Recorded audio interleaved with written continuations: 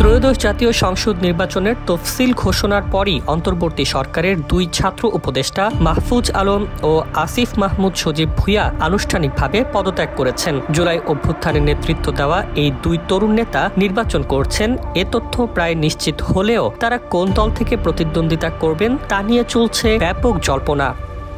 তাদের ঘনিষ্ঠ সূত্র জানায় দুজনই এখনো চূড়ান্ত সিদ্ধান্ত নেননি। তবে জাতীয় নাগরিক পার্টি, এনসিপি, বিএনপি ও গণ অধিকার পরিষদ এই তিন দলের সঙ্গে তারা আলোচনা চালাচ্ছে। আন্দোলনের সহযোদ্ধাদের গড়া এনসিপিতে যোগ দেওয়ার সম্ভাবনা বেশি বলেই শোনা যাচ্ছে, যদিও নেতৃত্ব কাঠামো নিয়ে কিছু টানাপোড়েন রয়েছে।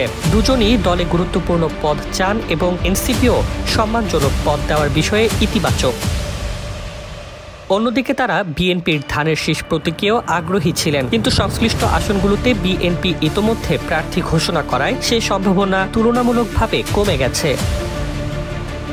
সবচেয়ে আলোচনায় আছে গণ অধিকার পরিষদ। আসিফ মাহমুদ ইতোমধ্যে নুরুল হক নূর ও রাশেদ খানের সঙ্গে বৈঠক করেছেন। দলটিও তাকে দলে নিতে আগ্রহী, এমনকি শীর্ষ দুই পদের একটিও পেতে পারেন এমন গুঞ্জন রয়েছে। নূর তাকে প্রকাশ্যে স্বাগতও জানিয়েছেন।